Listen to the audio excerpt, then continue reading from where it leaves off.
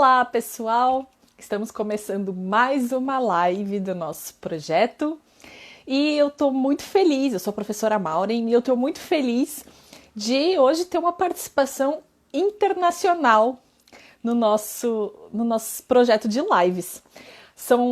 A nossa ideia principal era conversar com professores de piano que têm trabalhos nas mais diferentes universidades, né? E que trabalham com piano em grupo, que trabalham com iniciação ao piano. E hoje eu tenho a honra de receber o professor Dr. Rafael Liebe. Olha, ele acabou de entrar online aqui. Vou aceitá-lo, eu termino de apresentar. Vai falar a respeito do piano em grupo como atividade extracurricular no sistema universitário norte-americano, que é onde ele trabalha. Olha, ele está entrando aqui. Olá, Rafael, tudo bom? Oi, tudo bom, Mauro? Prazer enorme te receber no nosso trabalho aqui, na oficina de piano da UFPEL. E é uma honra você poder falar a respeito do seu trabalho com o piano em grupo aí nos Estados Unidos.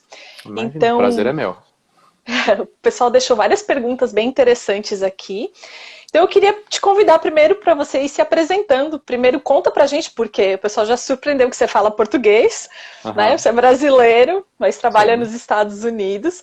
Então se você puder, se apresenta pra gente, conta pra gente um pouco da sua trajetória e o que você está fazendo aí.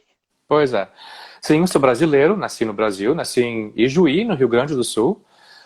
E em 2007 eu vim para os Estados Unidos para fazer meu doutorado. Eu fiz a minha graduação na Unicamp e fiz o mestrado na Federal do Rio Grande do Sul, em Porto Alegre. E aí em 2007, depois de ter dado aula por um ano como professor na Escola de Belas Artes em Curitiba, eu vim para cá fazer o doutorado. Terminei o doutorado em 2012 e foi aquela coisa assim, eu fui meio que ficando e as portas foram se abrindo. Foi conseguindo um emprego, né? Quando você faz doutorado aqui, existe uma oportunidade de você estender o teu visto por um tempo para você trabalhar e conseguir experiência. E nesse tempo foi justamente eu tentei fazer o Green Card e o Green Card foi aprovado, deu certo. E aí foram mais empregos aparecendo e aí comecei a dar aula em universidade, o Green Card válido por 10 anos, né? Então, e aí logo depois dos 5 anos do Green Card eu iniciei meu processo de cidadania, que eu completei muito recentemente, foi em fevereiro que eu me tornei cidadão americano também, agora tenho cidadania dupla, e foi aquela coisa assim de fui ficando, mas no início eu vim fazer o doutorado aqui, e aí eu acabei... E é importante falar que você sempre trabalhou com música, né? Porque o pessoal sempre diz assim, vou fazer pós-graduação fora do país, e aí, sei lá, faço um bico com outras coisas, mas você sempre trabalhou com música, com piano... Como é que foi isso? Sempre com música. Aqui existe né, quando você é aluno, quando você está com visto de estudante, em tese você não pode trabalhar em nenhum lugar, porque isso não te dá uma permissão de trabalho. Você pode trabalhar dentro do campus da universidade, e foi o que aconteceu comigo.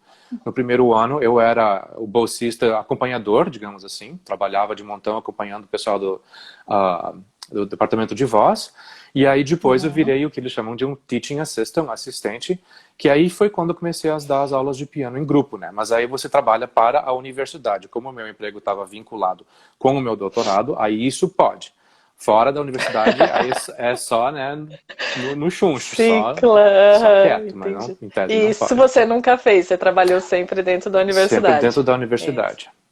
Que bacana. E outra coisa que eu acho legal você contar para o pessoal é como é que funciona então, porque você comentou que foi dar aula de piano em grupo, como é que é esse tipo de aula que você trabalhava durante o doutorado, né, que o Teaching Assistant faz, e como é que é essa função? Pois é. Aqui uma coisa que é muito diferente do Brasil é a questão da graduação. Como no Brasil você faz o vestibular e você já diz que você vai, quero fazer o vestibular para música, ou para medicina, ou para engenharia química. Isso aqui não existe. Existe, lógico, um teste de admissão para a universidade, mas não é um teste que determina, ou você mesmo diz o que você pretende fazer. É muito comum os alunos iniciarem as universidades aqui sem um currículo fixo. Eles vão meio que fazendo aos poucos, né? Música ou as artes dramáticas é uma das poucas disciplinas que o pessoal tem que fazer uma audição específica. Isso é como no Brasil. O pianista aqui ele tem que chegar e toca a sua obra polifônica, a sua sonata, o seu estudo, a sua peça contemporânea, etc. Então, é muito comum ter alunos assim num currículo meio fluido, não é tão restrito, né? Então, a aula de piano em grupo, ela é oferecida não para alunos de piano, porque os alunos de piano fazem as suas audições, com a parte técnica e tudo, né? Mas E esses têm aula individual? E tem aula individual, sim. Alunos de graduação, sim. As aulas de piano em grupo, elas em geral, elas em termos de conteúdo, ela é coisa básica. Ela ou é iniciação à teoria, basicamente, posso dizer como seria iniciação à teoria aplicada ao piano, e alguma coisa de refinamento de técnica. Então, elas são oferecidas, tipo assim, uma coisa que é normal aqui, alunos de música, mas não de piano, aluno de canto, aluno de violino, aluno de composição, tem que fazer o que eles chamam de uma proficiência de piano.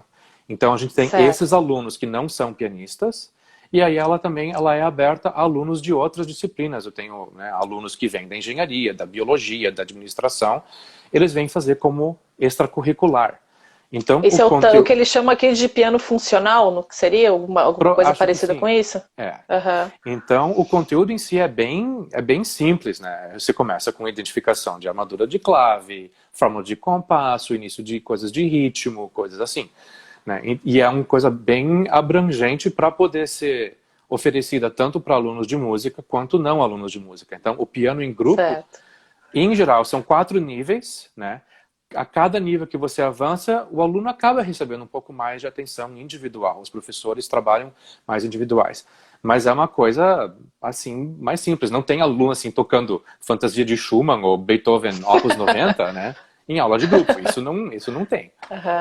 Até porque uma pergunta que é bem recorrente, assim, como o piano em grupo ainda é uma coisa um tanto quanto nova, ouso dizer, no Brasil, essa prática, né, é novidade ser mais comum, como é que a gente aqui, as estruturas ainda são adaptadas? Como é que são as estruturas de laboratórios que vocês têm para os pianos, para aula de piano em grupo na universidade ou nos contextos, né? Isso ali tem uma pergunta, quais os tamanhos das turmas, eu vou dizer. Tipo, isso foi uma coisa que me surpreendeu. Logo que eu comecei a dar as aulas de piano em grupo, enquanto aluno de doutorado ainda, né, a gente tinha uma média de 20 teclados numa sala de aula.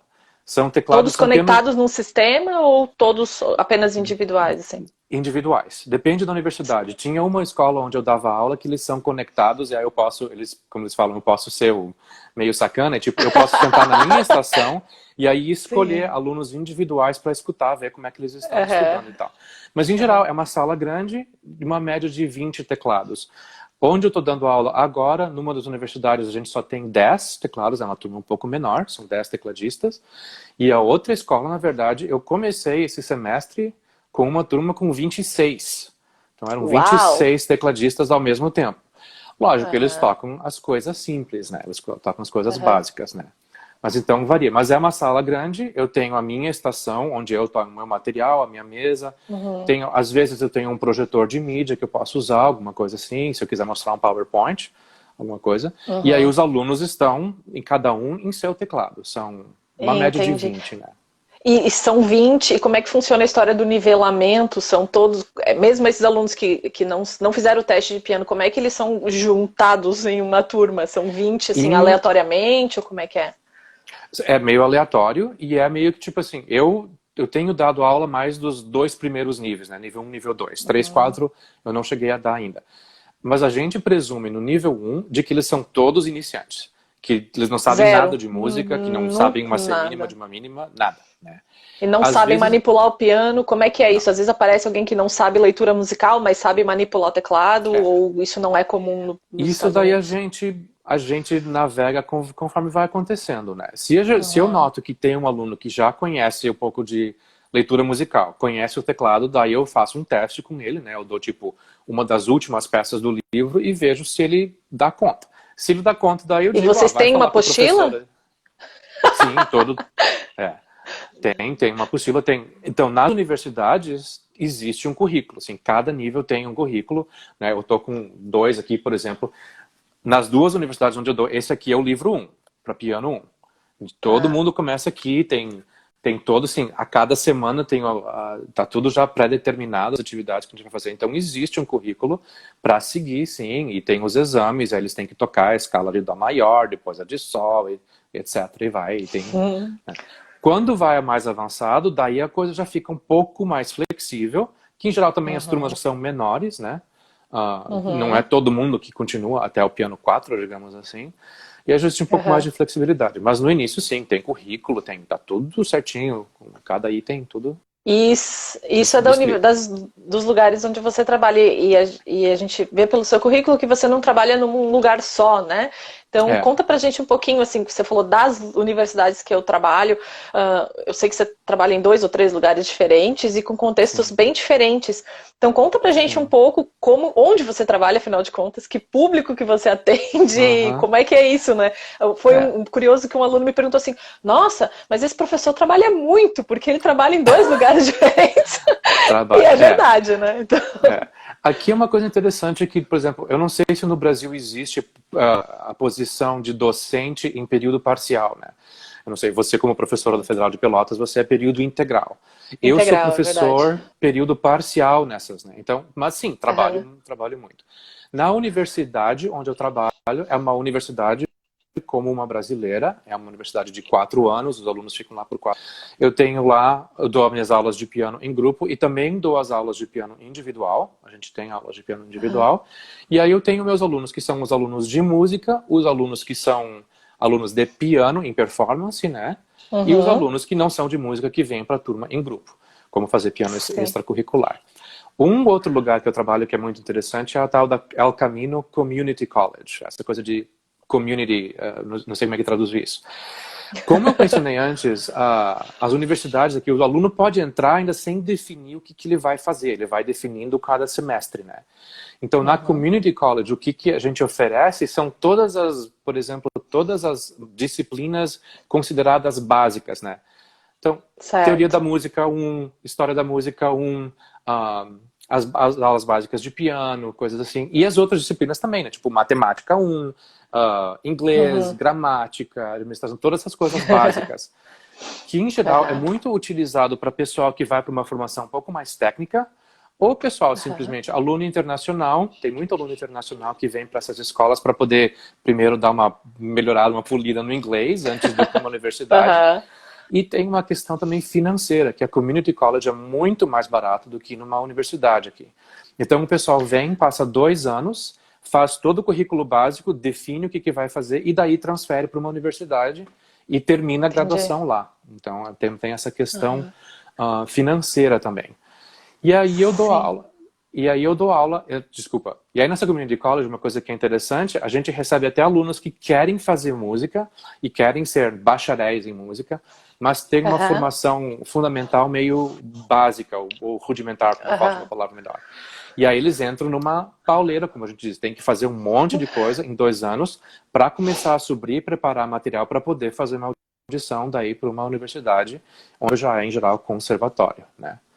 E aí eu também dou aula numa escola chamada Neighborhood Music School, que é uma escola comunitária para criançada. Lá eu tenho alunos de 5 anos de idade até 15, uma molecada. Ali são todas as aulas individuais. Isso é ótimo. São todas aulas individuais, eu dou aulas de meia hora, aulas de 45 minutos, aulas de 1 hora para os mais avançados, né? Eu cheguei a dar aula de piano em grupo lá, mas ali foi mais complicado. E nessa escola em si, tem uma coisa que é interessante, que ela tem um aspecto muito, quase social do trabalho que a gente faz. A gente está numa região em Los Angeles, onde a escola está, onde ela serve muito uma população de imigrantes, gente de baixa renda. Tem muito aluno que a gente diz que está recebendo uma bolsa. Eles pagam, por exemplo, $1 por aula. Tem alguém pagando aula para eles, né? Professor, a gente também não é pago muito bem, então tem um caráter muito social, mas é um trabalho bacana, porque é uma coisa que a gente nota que o aluno e as famílias que estão lá, eles apreciam como uma oportunidade única para eles receber algo que eles não teriam acesso normalmente, né?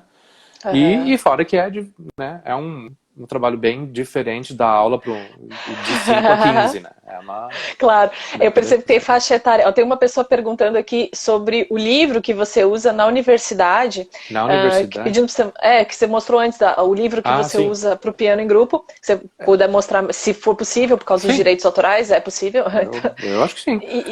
Enfim, é o Bastian, né? É o Bastian. É o piano para adultos, né? Tem o nível 1 e a gente usa o nível 2 também. Né? Sim. Só que, por exemplo, esse aqui a gente cobra de capa. Ups, A gente cobre de capa a capa, o verde.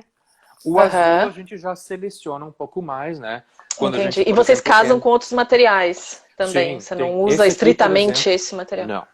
Esse aqui foi um que eu usei enquanto eu fazia doutorado. Esse aqui é da tal Grupo Piano da da casa Alfred. da Alfred. Aham. Grupo Piano. Aham. E esse aqui é um Entendi. livrão. Isso aqui dá para um ano inteiro. A gente dividia no Dá meio, né? bastante, né? Fazia Aham. metade num semestre e metade no outro. E deixa eu pegar o gancho dessa pergunta.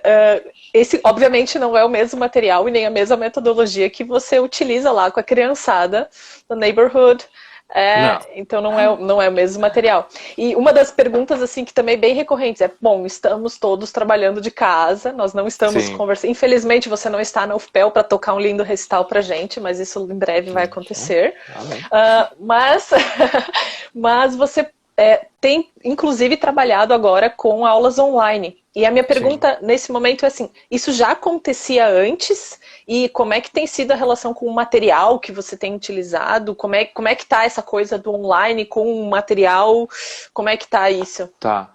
Não, a gente não dava aula, nunca dei aula de piano online antes. Em nenhuma das instituições? Em nenhuma das instituições. Ó, tem um aluno meu apareceu aqui. Hi! Não, a gente nunca deu. Existe uma cultura de aulas online ser um pouco mais comum aqui, para essas coisas mais teóricas e mais simples, por exemplo, apreciação musical, teoria, fundamentos da música, essas coisas mais teóricas, isso é normal da aula online aqui. Piano isso já é a muito primeira tempo. vez. Isso já faz tempo. Entendi. Piano online, eu tô tendo a primeira experiência nesse semestre da aula online. Como na universidade existe o currículo, né, que nem o material que a gente usa, tá tudo já, o conteúdo está todo programado, foi basicamente navegar esse conteúdo, disponibilizar. Eu gravo assim, muito material, gravei muita demonstração no piano, bota no YouTube, manda para os alunos para eles ficarem olhando, para eles terem acesso a essa coisa. Mas aí virou aquela coisa mais independente.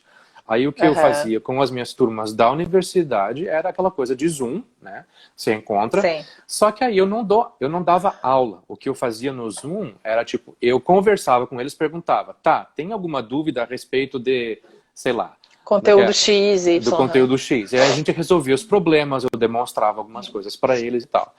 Ou eu fazia algo do tipo, eu botava um calendário e botava assim 10 minutos ou 15 minutos por aluno. E eles iam lá, escolhiam um horáriozinho, né, uma quarta de tarde, eu ficava, quarta de tarde estarei no Zoom entre 2 e 5 da tarde. Quem quiser uma atenção individual, venha. E aí eles escolhiam, né. Com a criançada, daí já o conteúdo já é mais livre, né. Aí é aquela coisa, eu tenho disponível todo o conteúdo que eles têm online, então eu tenho os PDFs de todos os livros que em geral eu uso. E é aquela coisa de pesquisar. Aí você vai no Google e procura material e manda para eles mandam de volta. E a questão de trabalhar online, isso é meio que... Eu estava pensando antes, é aquela coisa meio de como Masterchef, né? Você abre a caixa dos ingredientes e vamos ver o que eu vou cozinhar hoje, vamos ver o que vai dar. Entendi. Porque mesmo, tipo, lidar com conexão de internet, de repente um aluno está lá com a casa, né, a internet não é muito boa. Né? Tem que lidar com todos esses fatores, né? Então, quando o assunto é mais simples, é mais fácil de dar aula. Teve muito aluno que, por exemplo, por causa da internet, às vezes eu também não consigo escutar muito bem, o que eu acabava tendo que fazer, eu pedia para eles se gravarem, daí eles mandam uma gravação, aí eu analiso, faço umas anotações, e aí a gente se encontra online, aí eu discuto e marco, né? Isso funciona melhor, isso também era muito mais eficiente no caso de alunos avançados, né? Eu tinha uma aluna tocando Rinastera e coisas assim, tocando Beethoven, a primeira sonata de Beethoven. Né? Certo. Isso funciona melhor via gravar, porque online, com a internet faz isso, né? Faz. Então, mas uma coisa que eu não mudei muito no meu estilo de dar aula, digamos assim, é sempre focar na independência do aluno, fazer o aluno aprender sozinho. Então, aquela coisa que eu fazia de tipo, na aula presencial, de pegar a partitura do aluno e escrever o dedilhado e marcar onde está o acento, ou sei lá, agora eu peço para eles fazer. Eu digo para eles, cadê o teu lápis? Pega o teu lápis e bota lá.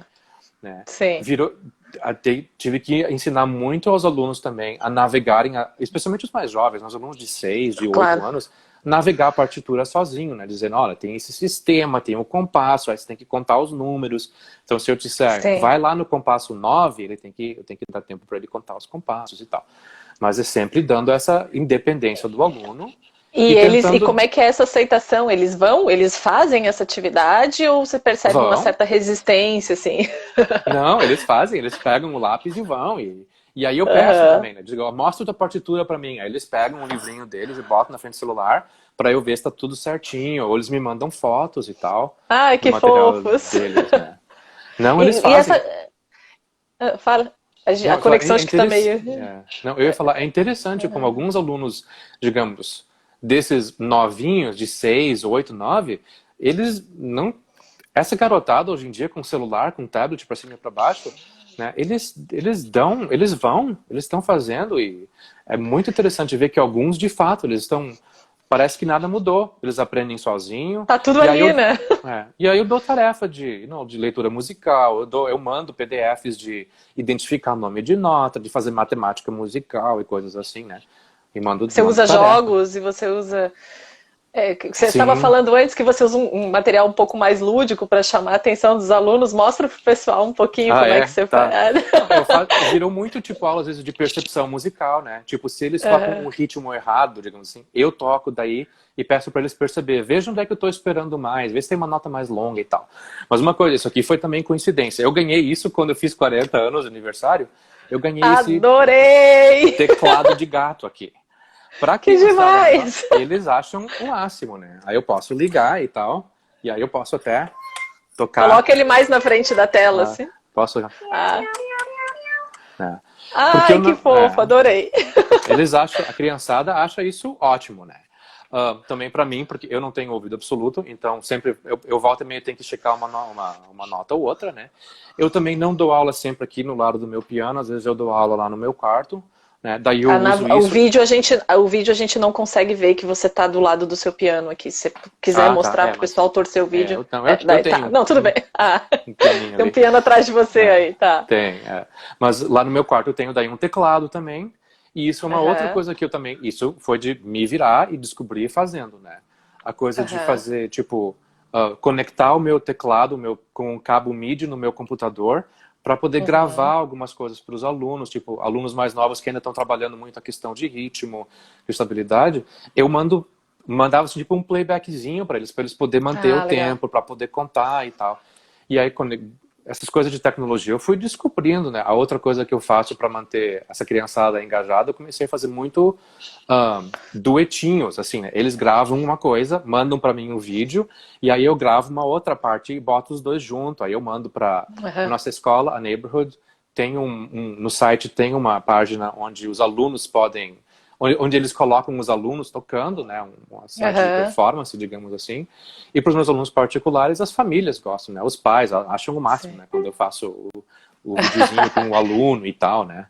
E esses vídeos estão disponíveis, Rafael? Não, a maioria deles não. Tem alguns no site dessa escola onde eu dou, na Neighborhood.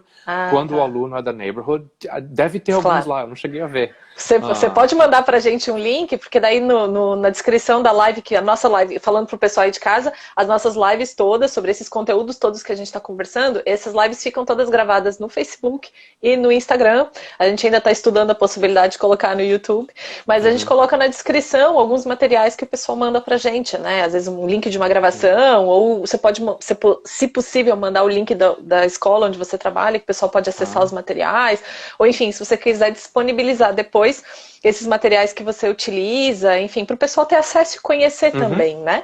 Não, sim. Então a gente coloca na descrição.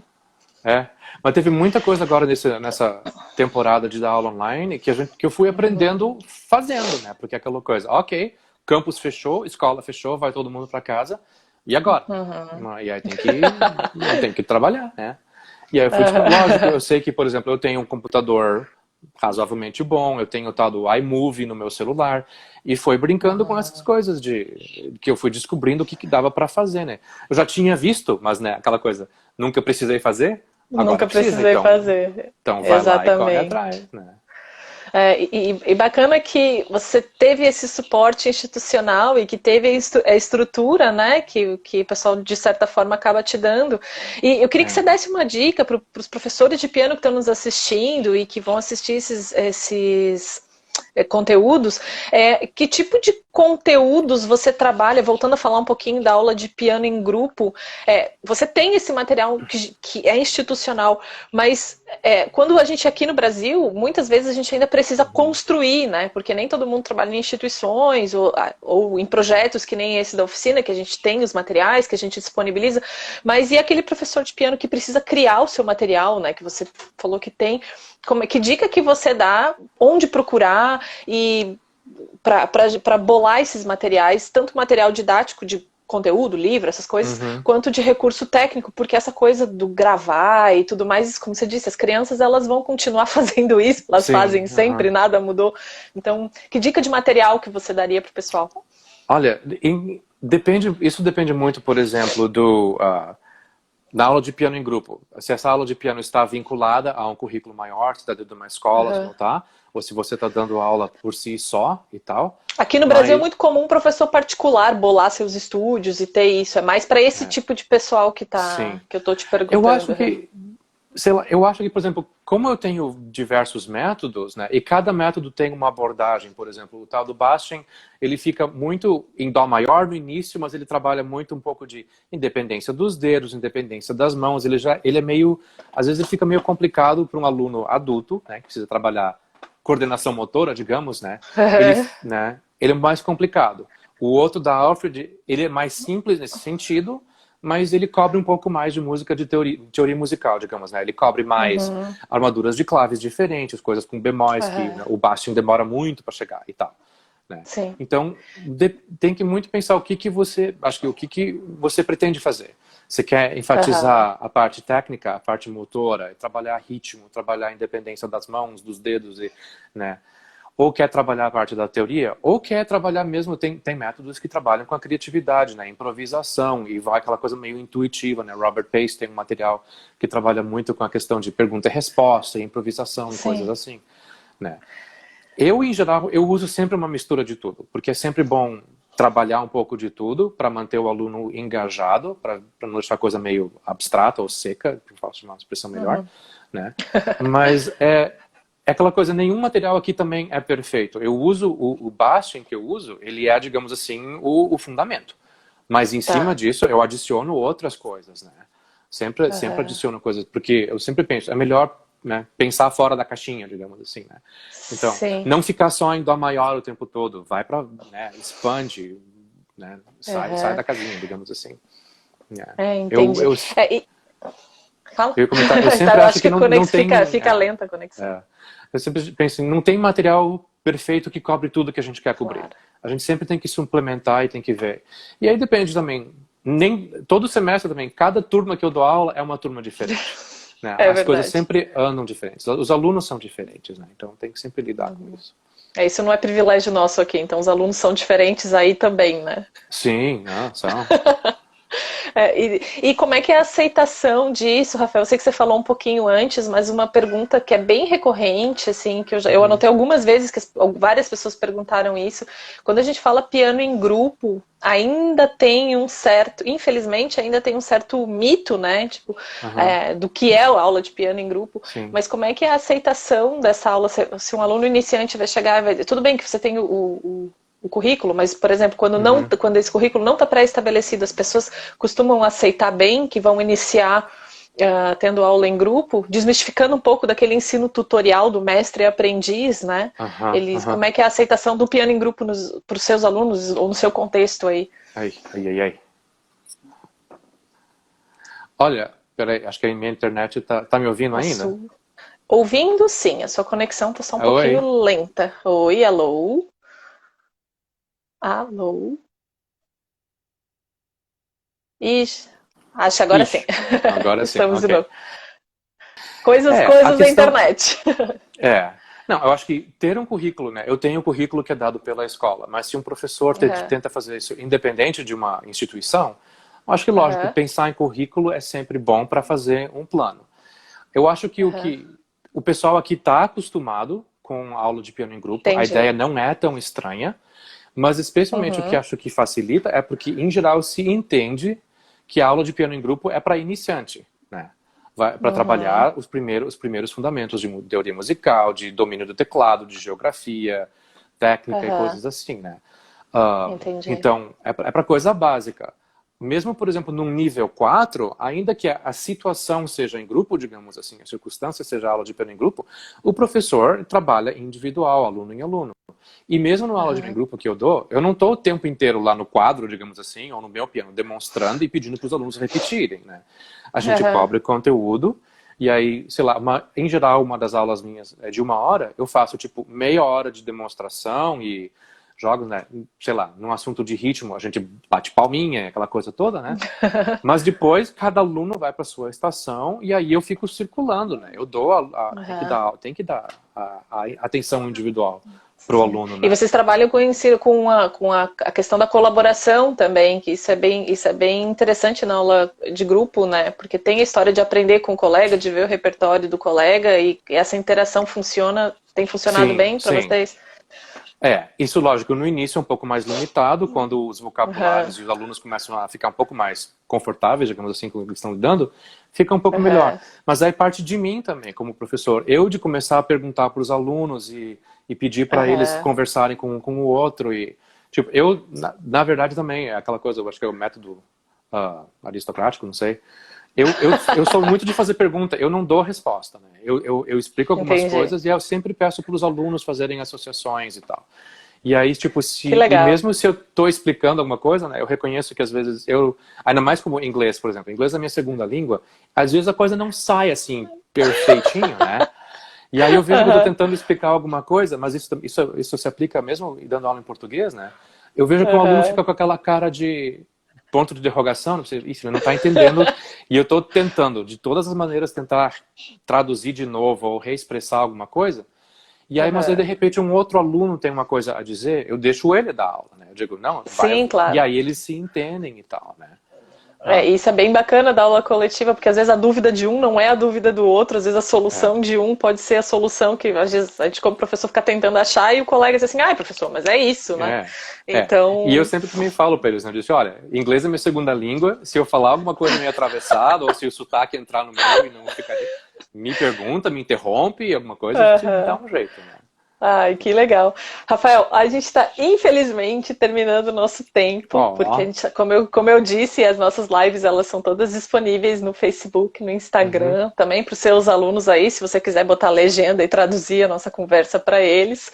Se alguém quiser estudar português aprendendo música também, vai estar disponível depois. Se você puder nos mandar esses materiais para a gente colocar à disposição na nossa página do Instagram e do Facebook. Então eu queria te agradecer imensamente pela conversa, por compartilhar com a gente um pouquinho do teu trabalho, um pouquinho da tua trajetória. E te convidar, quando você vir ao Brasil, quando a gente sempre diz como o mundo voltar a girar, para vir tocar pra gente, para vir dar umas aulas pra gente aqui. Que vai ser uma honra, um prazer enorme te receber. E queria te agradecer demais. E também falar para o pessoal aí de casa que está nos ouvindo, se você tiver mais alguma dúvida, se você tiver mais alguma curiosidade, quiser saber mais um pouquinho, você pode nos mandar as mensagens. A gente sempre tem caixa de pergunta aberta na nossa página no Instagram. A gente tem nossos canais de comunicação bem disponíveis. Pode nos mandar, a gente entra em contato com o professor Rafael para ele também poder responder as eventuais dúvidas. Tenho certeza que ele vai nos dar a honra de nos responder. Claro. Certo? Então, queria mais uma vez te agradecer e deixar esse convite aberto, tá? E te parabenizar pelo trabalho. Valeu. Obrigada então, Rafael. Obrigado pelo convite. Se alguém quiser entrar em contato comigo também, pode me mandar um Instagram que eu respondo. Então tá. Um grande abraço e até a próxima, pessoal. Sexta tem mais uma live, então. Tchau, tchau. Tchau, gente.